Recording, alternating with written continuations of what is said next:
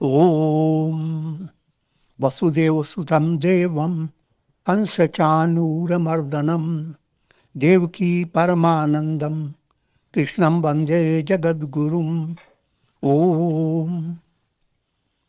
Adorations to Lord Krishna, the preceptor of the universe, destroyer of the forces of darkness, bestower of immortality. Srimad Bhagavad Gita, we are commencing the third chapter, known as Karma Yoga, insight into karma, the role of karma in your life. Arjuna Uvacha, Jayasi chet karmanaste mata buddhir janardana tat kim karmani ghore mam niyojayasi keshava.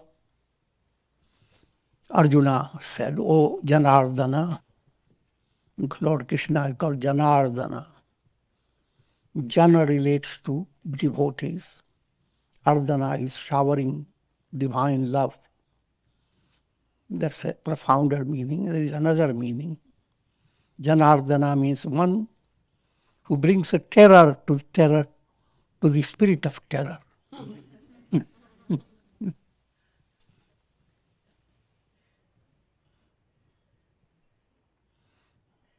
So, O Janardana, that's God, Lord Krishna. If you say the intellect illumined by the light of knowledge or the light of wisdom, that intellect is superior to the path of selfless action. Ultimately, it is intellect, sanamati, profound understanding that will lead you to liberation. Then why to engage yourself into all types of works?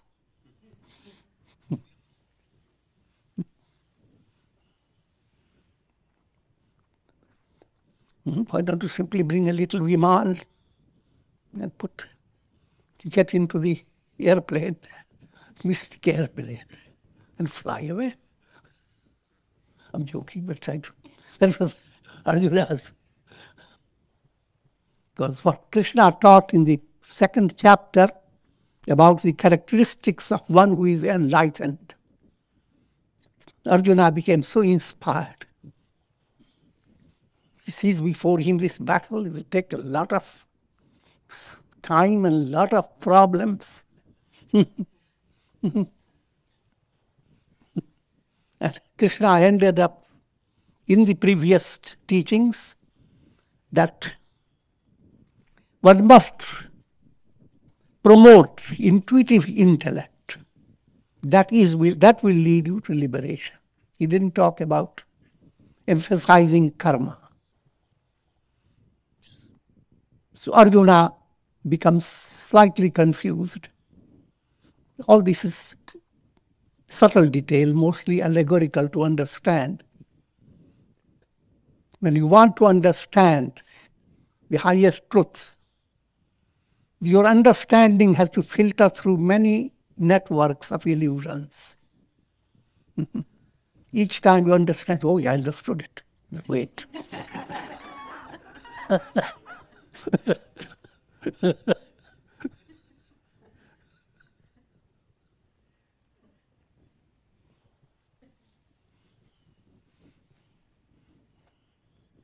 So what can make that understanding free from all these obstructions? That's what subtle point is going to be brought out. So, O Janardana, if you say the intellect illumined by the light of wisdom is superior to the path of selfless action, then why do you lead me, O Keshava? Another word, Keshava, is used for Krishna. In a storyline, Krishna destroyed a terrible demon who came in the form of a wild horse attacking Krishna. It was demon Keshi. And Krishna killed it, sublimated it, allowed the soul of the demon to be released. So it's called Keshava. But there is another meaning. See, there are so many angles of the meanings. Kesha relates to your hair, you see. Krishna's hair is a blend of sun and moon. Put it more simple way, he is Satchidananda. Satchit is sun. Ananda is the moon.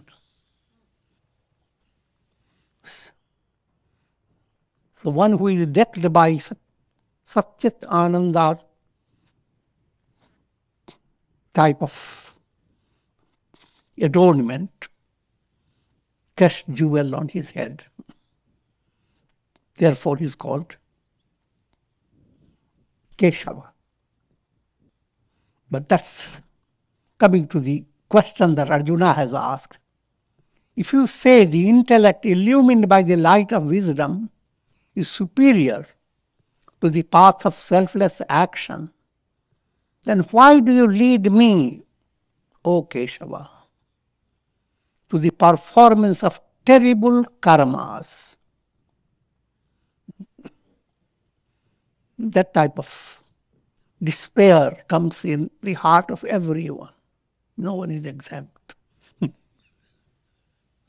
times when people come to a state of stress, sorrow in life's battle, and then when they start hearing that God alone is the truth, this world is an illusion, nothing exists, nothing belongs to me, then first thing your mind goes after, why have I been led through all this? And all that you remember is the troubles of your life. All the troubles come in like Google, see, millions of them spread before your eyes. What I'm trying leading you to understand, your life is not just facing troubles. You have a lot of exciting experiences, a lot of joyous relish in your life. But when the mind is not thinking in a correct way, deluded, then you see only the negative in a deluded manner. And then the question arises, why is all this? Let me get away from this world. Walk away. Stop doing all karmas. Go into a cave, get initiated into a mantra, and start living a life of nivritti. Only liberation, nothing else. Things are not so simple. This also relates to a verse that has come in the previous chapter. Lord Krishna, while giving insight into Sthita Prajna state, enlightened state, he said, Durena hyavaram karma buddhi yoga dhananjaya buddhau sharanam anvichha kripana phalahetava. The path of karma is totally distant from buddhi yoga, the yoga that purifies your buddhi, intellect. And it is by that purification of your intellect you attain liberation. You are not looking for liberation in the realm of karma. You do something, and the fruit of karma becomes liberation. So that concept is far distant. So, liberation and the fruit of karma, these are two distant matters. Buddhau sharanam anvichha. Take refuge in your intellect. What's important in your life is your understanding. Simple. All karmas that you do, whatever they bring will be perishable. What will lead you to liberation and what will endure is your understanding. That type of message is given. Now immediately, a mind that is not completely advanced says, oh Lord, therefore stop giving me all the karma instructions. You have yourself said that is the buddhi that leads to liberation. Then don't involve me with all this terrible battle. Just tell me, what should I do?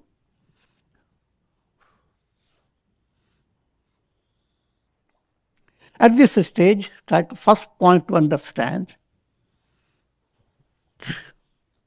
the setting of the Gita is allegorical.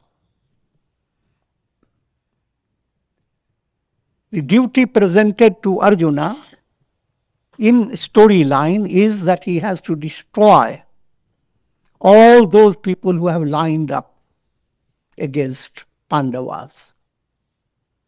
And all those people contain loving personalities, including even Bhishma. They all are near and dear ones. And they all have to be destroyed. And that is the swadharma of Arjuna. Don't take it literally. It simply means that in order to attain enlightenment, you don't hold on to your ego-based relations.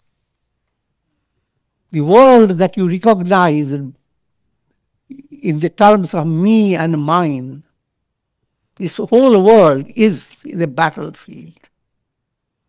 And your duty is to get out of me and mine. Nama.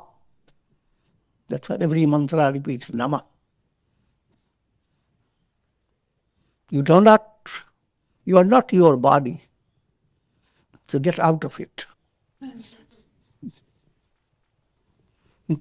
And all relationships are in a ship that doesn't exist.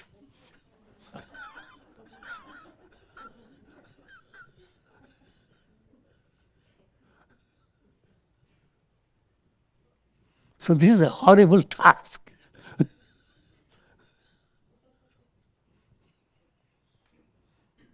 Now, to understand it more in a simple way, karma is of three types. Swadharma. Swadharma is that you are born in such a way that you are involved in a stream of karma that has been coming from the past. Like a river is flowing on, led by your karma. For example, if your karma is to be a musician, you are born in a family where your mummy plays with you on a piano. I'm joking.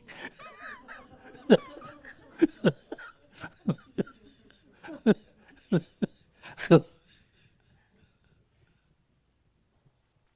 it's just like where in a river. It's flowing. It's already set.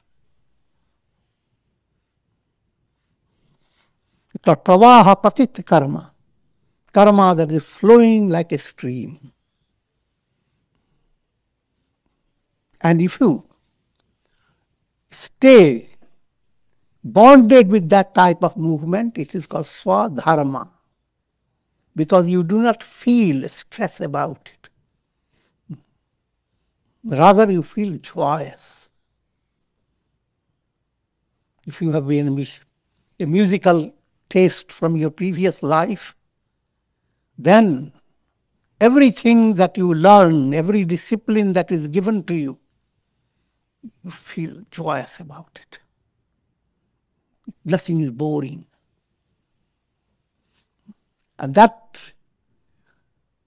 point exists in every individual. You have a backing of a pressure of previous karmas.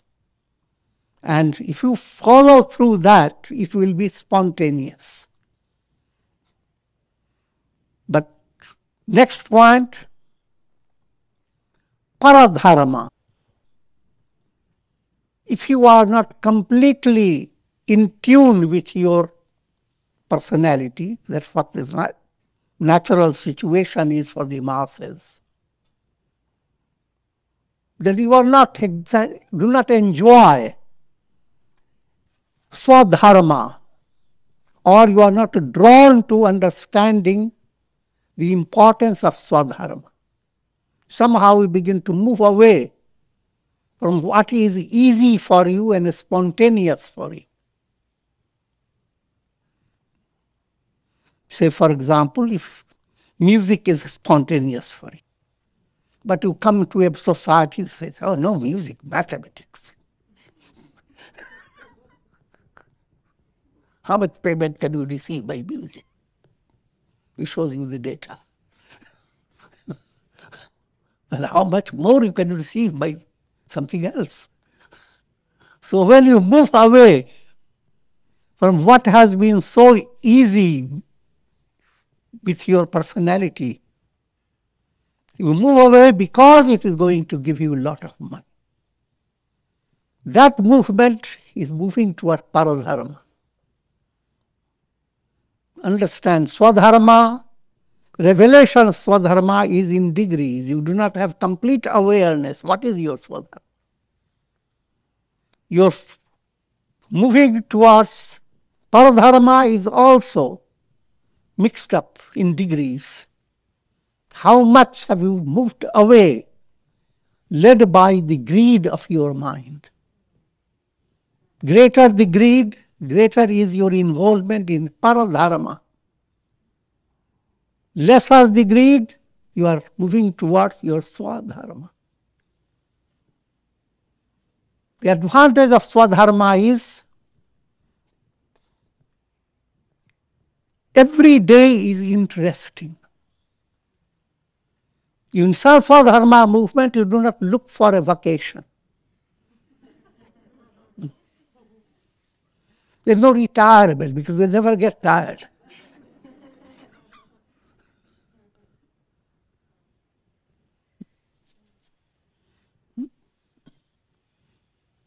Put it in a very different way. Even though you have become retired from your job and you are aged, you have certain talents. Create an atmosphere around you where you can share, where you can see smiling faces around you, where you can do acts of charity, generosity.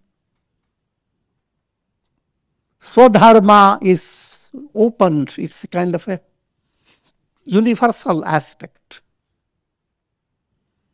Only what is needed is your mind has to become brought in order. Mind has to become interested in fulfilling the purpose of life.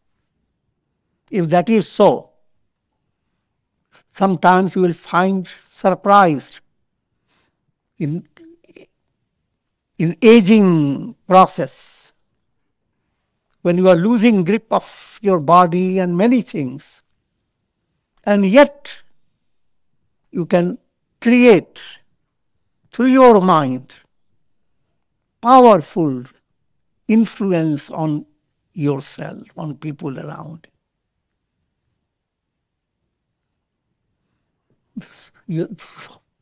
I'm trying to give you an insight into Swadharma. Do not get away from what is instinctively spontaneous in your personality. You like to tell stories. Bring your stories that are spiritual type.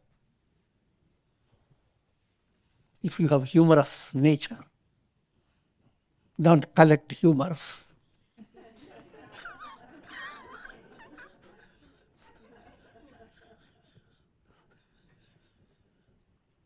Help people to rejoice, but in a positive way.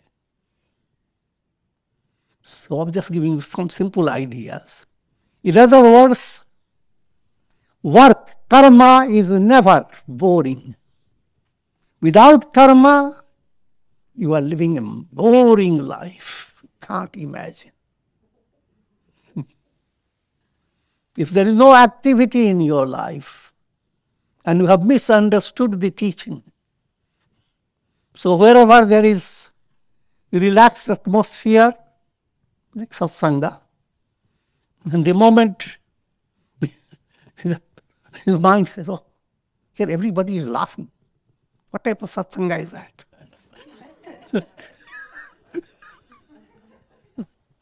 Go to satsanga, there, pin drop silence. Brahman. How wonderful.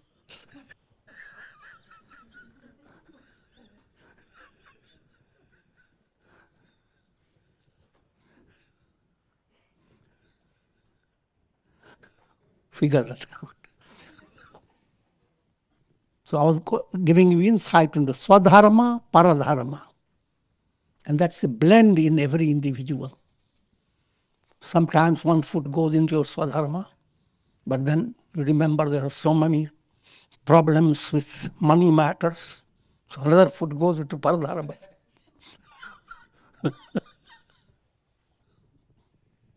And there is a constant balancing goes on. The mantra is a higher level of mantra. Now develop a spiritual strength within yourself. The strength that turns whatever you handle as Swadharma. The mantra behind it, no matter whatever type of duty you have to do, it is an act of God, God's will. Let me perform this duty in the best way possible. So, do not involve yourself in an action from the very beginning with a sense of boredom. Oh God, how cursed am I that I have to do it. But I have to do it.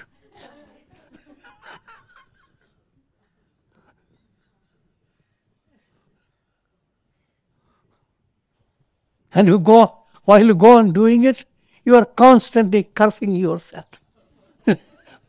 That's japa.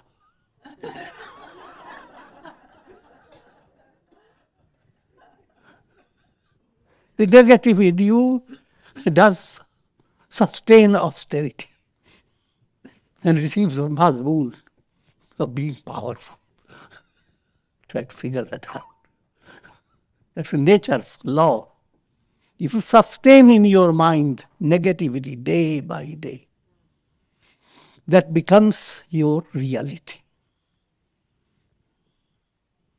Likewise, if you sustain positivity, in spite of challenges, if you allow a Godward movement bring into your heart a little breeze, a little sunshine, a little smile, a little inspiration. I'm not talking about perspiration, inspiration.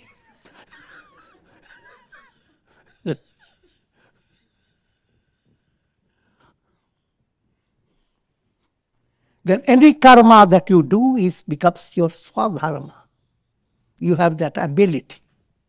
So you don't go into a terrible type of analysis. What is swadharma? What is paradharma? How can you separate paradharma from swadharma? Nothing of the sort. Whatever you are doing, allow your mind to turn to God, Godward, and try to do the best you can.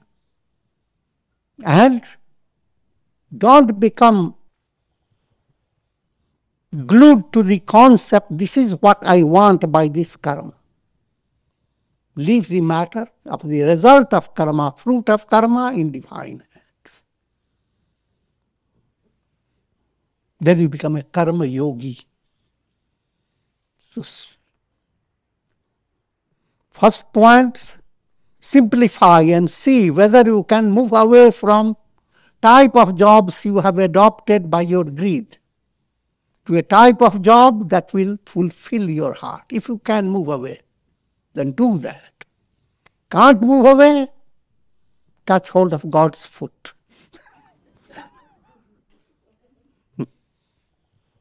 Then bring a little Charanamrit and sprinkle it over whatever job you do. And as a magic, it will turn it into your Swadharma. And Swadharma done with Swadharma now opens up two choices.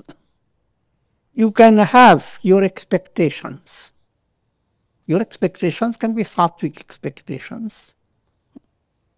But no matter how sattvic and how great, your expectation cannot be perfect. You must realize human mind doesn't have all that perfection as God has. So therefore, being wiser, cleverer, turn to God and say, your will, not mine. But they are foxy inside. You get more than you imagine.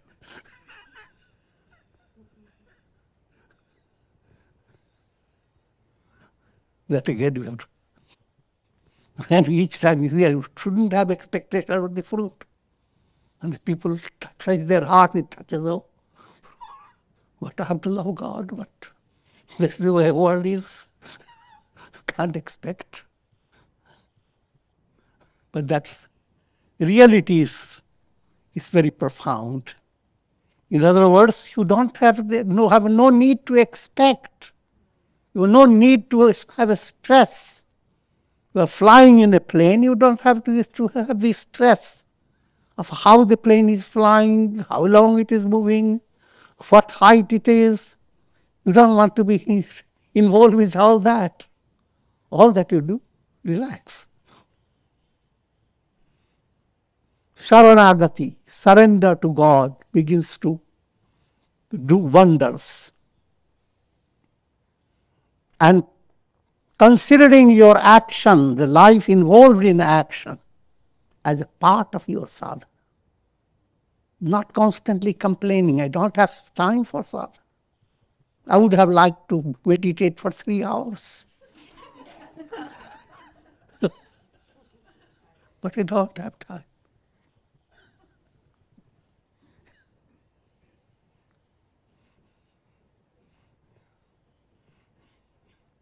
Whatever you are doing is your sadhana. But this is, I'm talking for advanced mind. That doesn't mean that you cannot create some space for your japa, for your meditation, for your satsanga. If you create some space, you will find you have more time in your life than if you don't create those space for little duration of sadhana in a special way. You can experiment it. Live a harmonized style of life. Time to wake up, time to do certain mantras, time to walk, time to allow your mind to relax, time to sing, time to little dance also.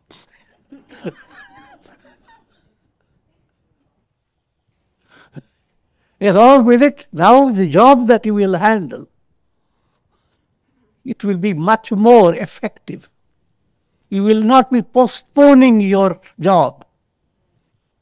You will be handling it with the formula DIN, which means do it now.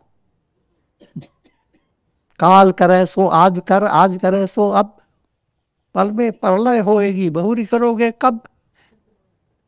Understood it?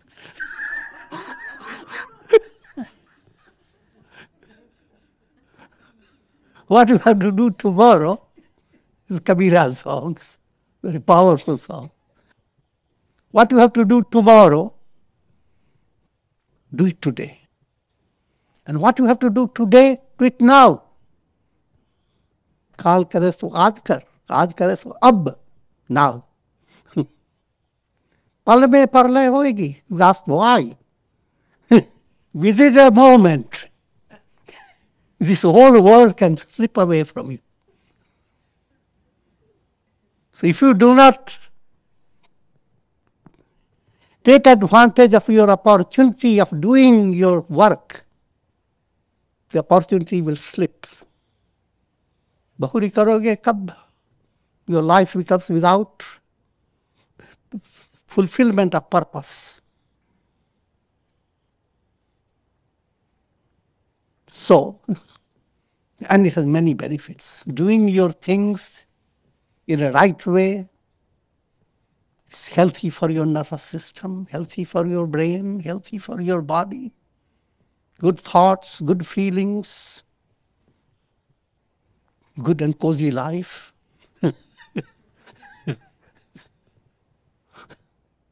And delightful for the world. Spiritual teaching is for a healthy life, an ideal type of life. So as I was explaining to you, Swadharma, Paradharma, and there is another type of karma that's called Dushkarma.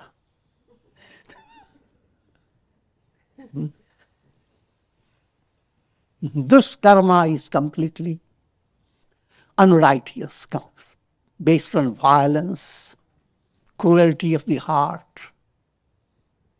It's demoniac. If one does not pursue karma in the right way, then the mind becomes so pressured. When the negative in you has done a lot of austerity and has become very powerful, then you live to create negativity.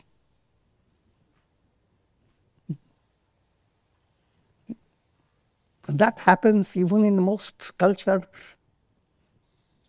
families. Sometimes people begin to play the role of hurting others without their understanding of themselves, what they are doing. Until they later understand if their God is gracious and they understand their error, they regret over it and God forgives them all. But there are people who will do not. They become terroristic. They become the curse for society. And I will not detail you because the news is already full of all that. The Dushta karma, led by violence, led by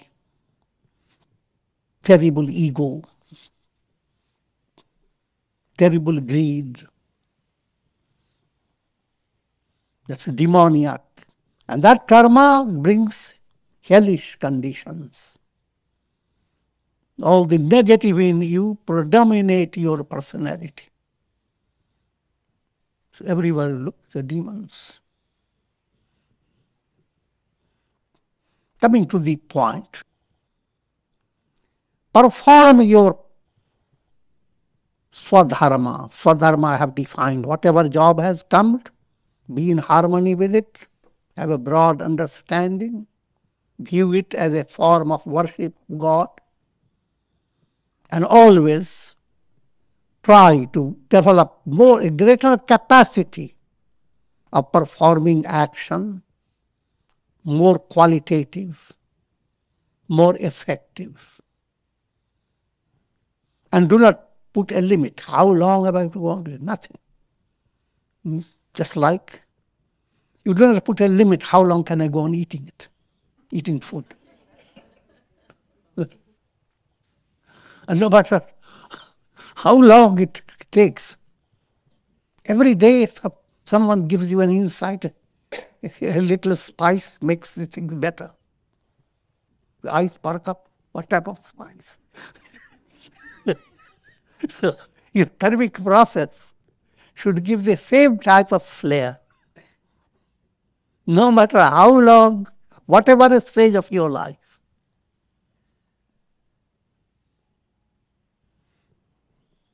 Such karma, this type of involvement, if karma is moving towards karma yoga, it removes mala, vikshepa and avarana. in different degrees. Mala is gross impurity that expresses through persons anger, hate, greed, perverted desires, called vikaras.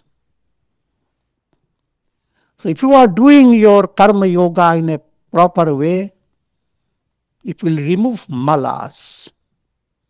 Malas will become gradually sublimated. The quality you are gaining is nirvikarita, the quality of being free of impurities.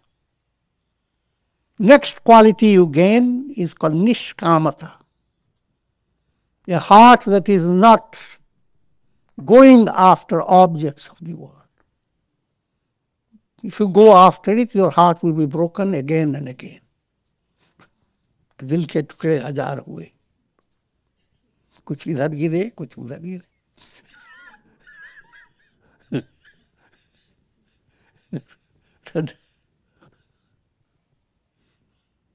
If you don't get too deep spiritual movement, you live a life of building up a great relationship, so many near and dear ones. But then you kick the bucket, all your near and dear ones, where are they? Now you have another set of near and dear ones. Dil ke tukde, one piece of your heart went in one life, another piece goes into another life. And your love is so scattered, you don't know where it is. That's the predicament of human effort to fulfill their love.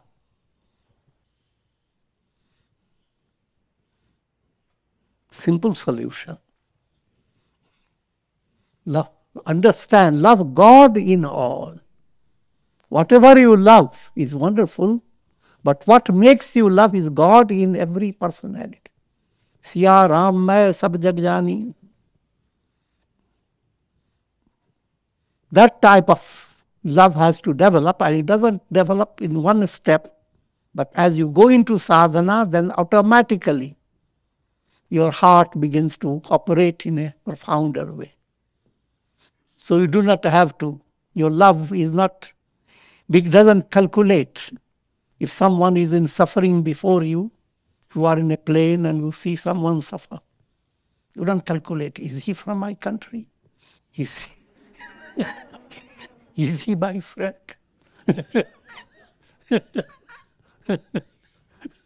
Your heart melts.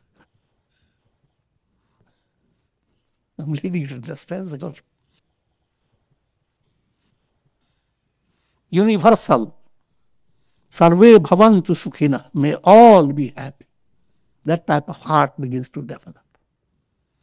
And behind that, God is the source of inspiration for your heart. Coming back to those points, nirvikarita, removing malas, nishkamata, removing worldly desires, turning your desires into aspiration for God realization, and samatva buddhi, intellect that is not going after perishable attainments of the world. Intellect that is becoming intuitive for revelation of God. Samatva, intellect that is focused on attaining enlightenment. That focus makes your intellect steady, because God is not, every object moves around, but God doesn't move around. If you focus on God in a proper way, then that focus cannot be shaken. I'm saying that, but these are the ideals to reach. Nirvikarita, nishkamata, samatva buddhi. look from another angle, those people who are studying Kundalini Yoga, 3 centers are very important in the spiritual movement. Navel center, heart center, and Agya Chakra. Navel center, when Kundalini passes through, the mala begins to move away. Gross impurities. To become nirvikarata. As Kundalini begins to pass through your heart center, then nishkamata. The desiring world becomes purified. Your desire is not for objects of the world. It becomes transmuted into aspiration for love of God. And when Kundalini passes through your Agnya Chakra, you are not involved with intellectual understanding. There are countless things, but intuitive, samatva buddhi, all are in reality sustained by the divine self. Look at a cinema show, all that you are seeing, so many things. The reality is the screen. Just be careful of the screen, don't worry about all those.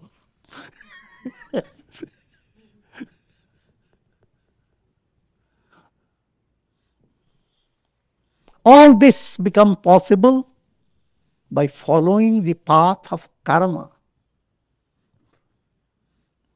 And that concept of running away from karma,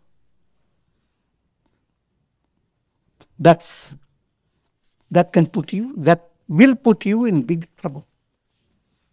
You will not succeed. You may think you are running away from karma, but you are going into more karma than you can handle. I was given an illustration. A person is riding a horse.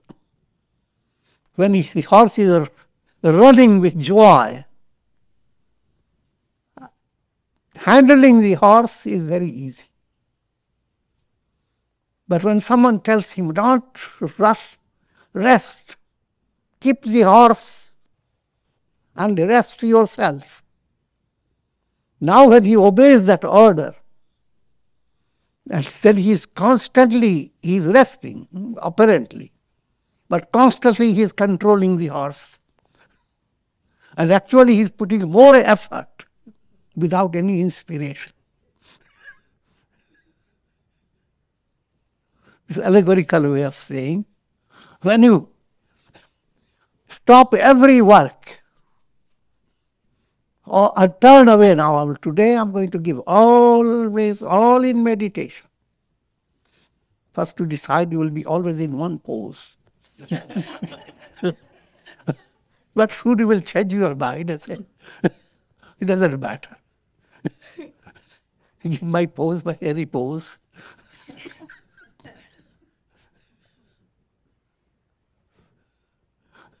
So you are working hard to handle your mind without not involved in any work. And you are far from real spirituality. So what are you highlighting? Highlighting the negative state unwittingly. So instead of going into a positive direction, you end up creating more negative in your personality.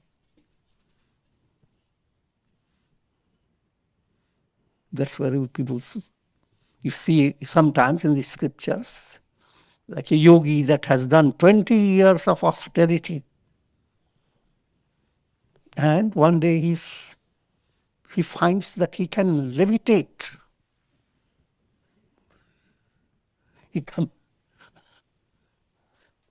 And he's so surprised and so happy about his levitation.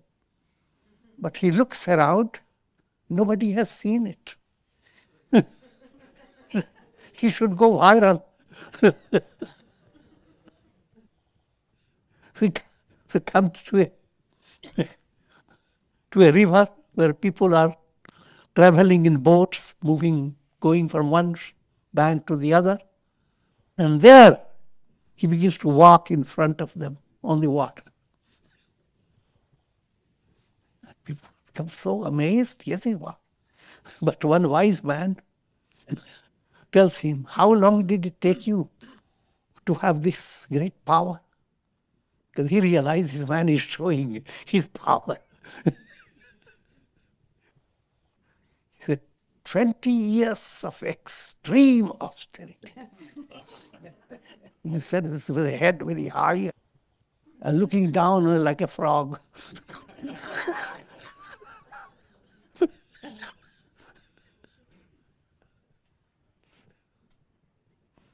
And the man, wise man, brings a penny from his pocket. He says, "You 20 years and look, this penny will make me go across this river on a nice boat."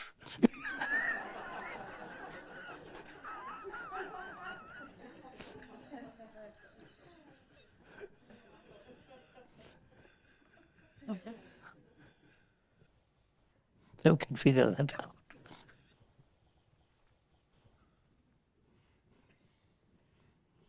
Vyamishreva vakyena buddhim mohyasiva me tadekam vada nishchitya yena sheyoham apnuyam. By your apparently conflicting statements, you are confusing my intellect. Therefore, please tell me definitely which path will lead me to the highest good. That was Arjuna. All that I have already brought to you. For why confusion starts in human mind. And what seems like a simple solution, since karma leads you to bondage, stop karma. How? Go into a cave. Go to your room. Close the door. No karma.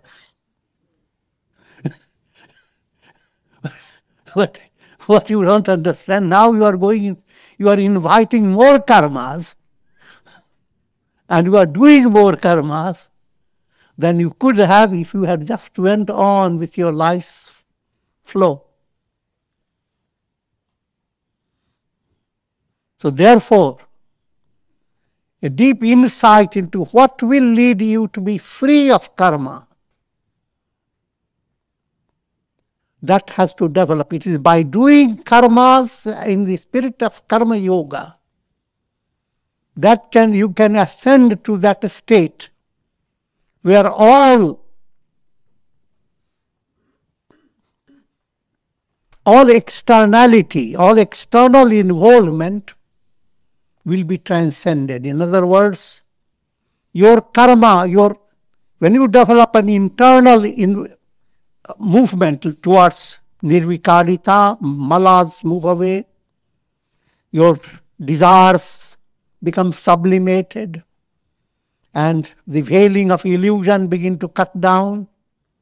That internal movement, internal again is allegorical.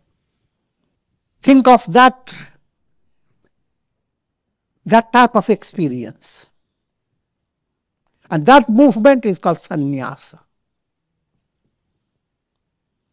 If you simply take sannyasa by ritual, without having insight into how to reach that state, then you are just fooling yourself.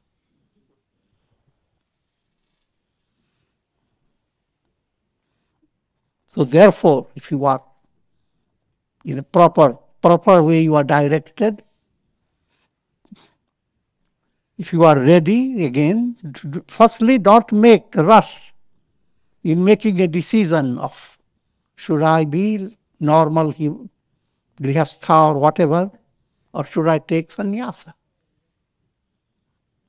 Don't make the rush judgment. Second point, continue to allow your karma to turn into karma yoga. Allow your karma to flow in such a way that it purifies your heart. It removes your mala. It allows your feeling to expand, become purified, and allows your illusions that grip your intellect move away gradually. All that happens through doing your duty, living your life in a healthy manner. And you are thereby moving towards sannyasa in a profound way. If you come to another stage, to be recognized and to declare, to have that type of affirmation, I am a sannyasi, perfectly in order if you have followed that. And even as a sannyasi, your karmic process now does not stop. You must realize Shankaracharya, who is the greatest sannyasi you could ever imagine, who constantly reminds everybody the whole universe is nothing but a snake. Brahman is a rope. All is illusion. But what people don't see in Shankaracharya, that he is more active than anybody in the world.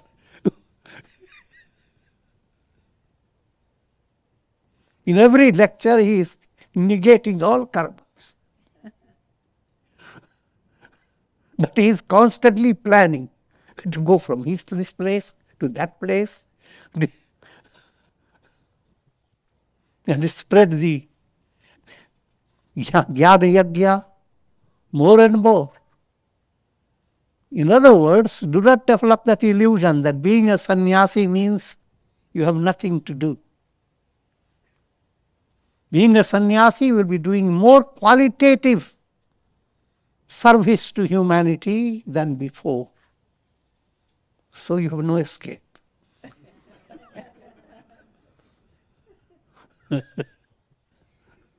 I don't need to have escape. That is a greater joyous experience awaits. But you don't have to rush about it. Continue with your karma yoga no matter. And you can, without even taking the vow of sannyasa, attain sannyasa and be liberated. The vow of sannyasa is another ritual. To some it is helpful, to some it is hurtful.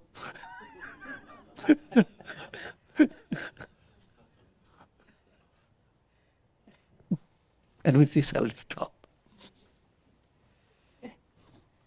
Om Purnamadaha Purnamidam Purnat Purnamudachyate Purnasya Purnamadaya Purnamevavashishyate Om Shanti Shanti Shanti.